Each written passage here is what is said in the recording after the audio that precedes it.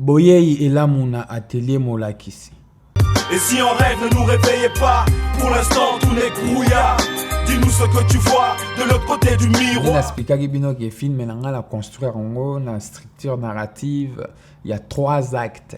Donc, dans le premier acte, il y a exposition. Dans film à court métrage, c'est difficile parce que souvent, il y a un court métrage, petit film. Mais c'est parce que dans la connaissance mingité. Parce que moi, dans la connaissance mingi, jamais un court métrage, petit film. Court métrage, c'est un petit film. Long métrage, c'est un grand film. Donc, ça dépend. Dans la particularité, dans la caractéristique. Donc, dans le court métrage, c'est difficile, mais le long métrage, c'est une narration. Parce que si on peut 10 mots ou décrire via moto, si on peut 1000 mots ou décrire via moto, c'est différent. Donc, difficulté à court métrage, c'est une étape de narration. Parce que vous avez un temps pousser pour nous belé. Donc, il faut bref, au lobby mouké pour comprendre belé. Mais tandis que dans le long métrage, ce n'est pas le cas. Long métrage, difficulté dans la production. Mais côté narration, je doute que c'est difficile. Ceux qui déjà ont la maîtrise du scénario, long métrage, c'est difficile pour la narration. Court métrage, c'est plus difficile, je dirais même 100 fois plus difficile que long métrage par rapport à la narration. Mais long métrage, difficulté dans par rapport à coût na production. Donc c'est un détail belé belé. Donc on est là entre parenthèses. Donc dans la structure, il y a 3 actes. Dans la scène, il y a exposition déjà dans l'inga qui n'a gagné temps parce que dans l'exposition, dans quelques secondes, il y a plein d'ouvertures déjà. Comme c'est un court métrage, il faut déjà réalisateur à Chabiso na ben. Donc tous a déjà un sujet thématique nini, sujet nini, personnage nani, tous dans le contexte nini, lieu nini, par rapport à époque, espace Nathan. Donc ça se passe où? Et puis, c'est quoi son objectif? C'est quoi le sujet? Donc, la première plan déjà, il y a ouverture, on a tous ces éléments visuellement. Donc, c'est ça la force de la communication visuelle. Parce que cinéma, avant tout, c'est d'abord les actions et les émotions. Donc, visuellement, déjà, à moins de 5 ans, il faut comprendre. Donc, c'est ça, en fait, les défis dans le cinéma. Alors, on a plan haut, déjà, au moins, personnage principal, Aza habillé en costume moroboé, fabriqué par les déchets en plastique, entre autres les bidons jaunes, voilà, tout le monde aura partout. Et puis derrière lui, au moment la mascotte, donc marionnette géante, Wiyombo, déjà habillé en drapeau congolais bleu, jaune, rouge, qui déjà ils ont identifié ceux qui sont dans le Congo. Et puis tous dans la 4 Académie des Beaux-Arts de Kinshasa, donc ils ont le artiste. Donc ils ont sujet moro sur l'art.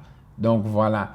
Et puis le personnage principal dans la focus. Donc il faut même image peut contribuer à la narration et à film pour la attirer attention il y a par rapport à la composition de nos salles. Bon, on a générique de début. Donc générique de début n'a commis et film by Nizar Salé. Mais toujours à respecter charte graphique, il y a film où il y a couleur dominante, il y a jaune, na bleu. Bon, on est vraiment des scènes à ouverture et à film. Alors, scène où il y a ouverture, on a tourné, on a drone. Dans de bons moments, on a image à drone. Mais généralement, on va utiliser un drone pour la salle esthétique, pour la matos, pour la film, et drone, pour la clip, drone, pour te belé, utiliser même dans long métrage, dans la fiction, on a plein de drone, ça n'a rien à voir. Ça ne fait même pas avancer l'histoire, ça raconte rien.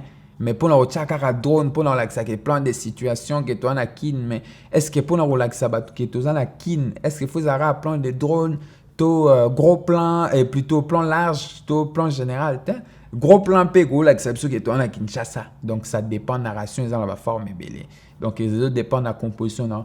Alors ngai na plan où na salle lagi drone mais travelling ils ont la quantité parce que idée nanga déjà na bi que na salle là ba plan nyoso sans travelling ils ont ba plan fixe. Il y a un peu na linga pe drone nanga pe za plan fixe mais ils ont la drone mo boté ka pour faire na salle la drone té mais juste pour faire avancer l'histoire nanga par rapport il y a sujet où on a raconté na film nanga. Donc sujet nanga sujet environnement. Déjà tout mon environnement n'est un environnement très pollué na ba salité, dans la salité belé avenir Mobimba Boka, ça rempli de déchets, des immondices. Donc c'est très sale. Tu vois? Et normalement au pays où ils filmé, il y a ville mégapole. Donc Kinshasa, alors faut tout le monde qui tourne la ville mégapole. Donc du coup bat baleki belé même na plan oyo. Au monde na horizon. Donc perspective n'engo la qui s'en a souka. Au monde là que immeuble à Sozacom, donc tu as à Kinshasa. Donc voilà, c'est pas en vain qu'il y a un plan haut. Il y a déjà plein d'ouvertures à film. Mais ceux qui avant tout côté en a plein haut, bon, au monde là, les sons et jouer rôle très important parce que continuité faut là. Donc là où changer la séquence là, plan faut raccord là, faut fluidité faut continuité la fil rouge coulé naturellement. Dans le film, il faut pas être trop mécanique, mais il faut être un peu plus organique. Donc voilà, son et jouer rôle nécessaire parce que na ouverture à plan haut, ndeke bazo pomboa. Donc ça sous-entend que son là et sous la musique parce que dans le montage na sali exprès et ça le voit que il y a son et ça va son muto se déplacer au ka pas na ezo qui nezo s'éloigner. Donc éloignement on a son na bandeke ne ba panzani du coup et sali mbala moko fluidité moko bo ya changement entre les séquences. Donc voilà générique. Donc né la komaki et film by na jaune nizar salé na combien na bleu mbala moko après to koti na deuxième plan. Alors na deuxième plan il y a ouverture justement parce qu'il a filmé na ba lemoro boye net ba Carrefour net ba Zando ba lemoro boye public o ba bazare belé na Kinshasa et généralement na leona oyoka son moko en commun ils ont ba son net ba son ya ba receveur ba zo belé na ba taxi bus ba son mususu oyoka net ba son ya ba toujours somba ba téléphone tout ça toujours réparer Facebook Viber nini donc son wana zonga na itizaki siko son wana eza neti son moko boye ou ko raccorder ba séquence nyonso ya ba plan d'ensemble. Donc voilà. Alors ce qui est important na plan o pesa plan drone. Donc na saleli on peut se d'une manière intelligente. Na saleli on a angle moko extrême, il y a vue à vol d'oiseau donc vue en plan. Et pourquoi vue en plan? Parce que le quoi film le bela méga cities et le bela mégapole donc 10 millions d'habitants la rata Kinshasa baleki plus de 10 millions. Alors on a plan oyo so botangi nombre batu ba comme santé. Alors plan oyo là autant la psychologiquement mouvement nango est très contrasté parce que n'explique bino la ba cours nanga mususu na pesara il y a composition que mouvement eza eloko oyo et attiraka regard mingi. Na cadre image mouvement et attirera plus les regards. Alors mouvement est très contrasté parce que il y a tous les sens.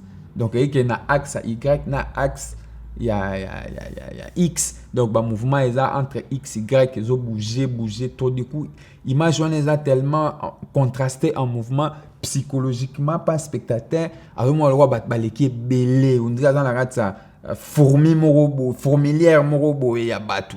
Donc voilà important c'est à plan où il y a pour insister que tout dans la ville mégapole il y a batu belé et en même temps pour nous là qui ça ndenge bat bazali multicolore mosaïque ya batu o ndenge sangani en même temps na ba déchets o ezama na côté ba pousu ezali nde bo monango awa mais toujours je vous rappelle ba couleur dominante il y a ba plan sur un film oyo eza couleur il y a jaune na ya bleu na rouge les autres cassés pour nous rappeler drapeau congolais. Donc voilà, après plan on a to continue plan moro boy tous en la victoire. Toyo score on point là-bas donc son peso jouer pour le montage plan sur les moins large son peso moins large là to s'approcher son peso s'approcher na biso. Donc texture wana ya espace na gata son 3 dimensions et ça peut important makasi pour la monteur son pour la preneur de son tout ça. Ils ont makasi ils sont ils ont élément narratif moro très très fort. C'est pas obligé que au monde a mamusson donc madame aux monde a faut kapeka son en côté au ko kapé massa c'est bête sans que au monde mais comprendre que danger ça li donc son eza élément complémentaire il y a image donc son eza lo mususu donc na son tous en la son in donc son direct in auto monde na cadre tous en la son off ou enregistré à part tout monde zolo à part to narration mon robot to ça peut na son hors champ dans net to ga reprendre ba tout ça ils a son hors champ donc yo zo mona mutabe la reprendre ba te mais na esprit na yo déjà au commun na lié dans la victoire dans la carrefour donc voilà.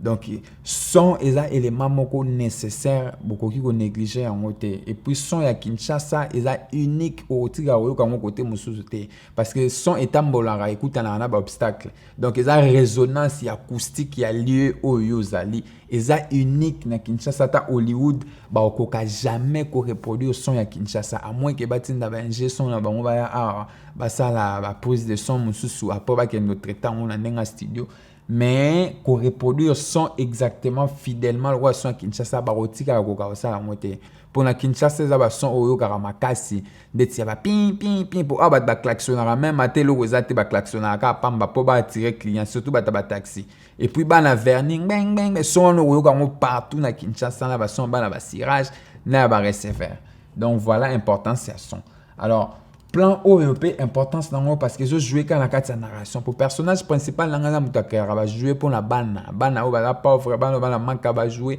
et puis ta comme on a dit Père Noël a raté donc ça on ne justifier que Père Noël a raté ta ba maman o ba Clodo ta place là la image mo déplaisant ngamo on a se pela o changote na film mais moi peut to bomba rapper vérité peut to zate to la tsarata mwandambu donc voilà ta là bon mona matiti salité ba plastique milinga na bana côté ba komi esprit de après to moni bana ba tomboli maboko na ba salité un peu plus en avant-plan to moni ba mama mi balé balali ba Clodo et puis en plan milieu to moni mwana mo wazo sakana wana donc to yebité mais ndena yebisi bino toujours na ba plan tout bo bando mona couleur ya jaune rouge bleu et za ba couleur dominante na ba plan sur un film parce que ils obéir na charte ya film mais nazaki conscient na ngote pendant les tournages na ki ko koma conscient na ngoka na koma ki déventable ya montage alors na lingaki pe ke ba plan sont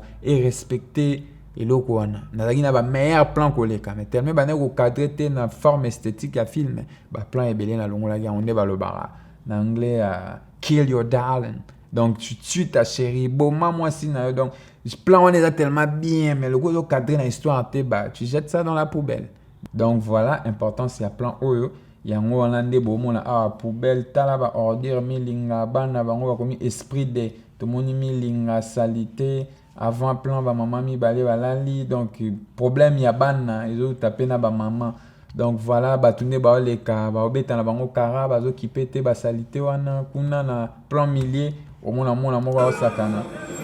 Tout ça dit rapprocher maintenant dans l'axe dans ces rapprochements dans l'axe au moins attendre ba leka ba occuper mon ata sakana mais malgré ça au bandement la couleur il y a jaune rouge na bleu et bana dominer na ba cadre nion sur la film on est sur le titre à filmer donc du coup déjà na pesi bino séquence d'amorce na mettre bino na bain na mettre bino déjà en esprit il s'agit de quoi on parle de quoi c'est qui les personnages tout ça bon moni contexte ya film mais eloko moko zozanga siko na exposition eza objectif ya personnage principal donc poto longo la premier acte toko na deuxième acte photo ba objectif à personnage principal eza nini Antonov Music. Que vois-tu dans ton miroir, dame la voyante? Dis-moi si le malheur maintient toujours le bonheur en attente. Il faut que je sache ce que me réserve l'avenir. Madame, faut pas que tu me caches car je m'attends au pire. J'ai des tas de questions, madame, mais je réussirai à briser ces maillons qui me rattachent au macadam. Est-ce que je réussirai ma vie avant la trentaine? Est-ce que ma relation avec cette femme sera à long terme? Il faut que tu me dises si je vivrai vieux ou si je partirai jeune, victime de convoitise.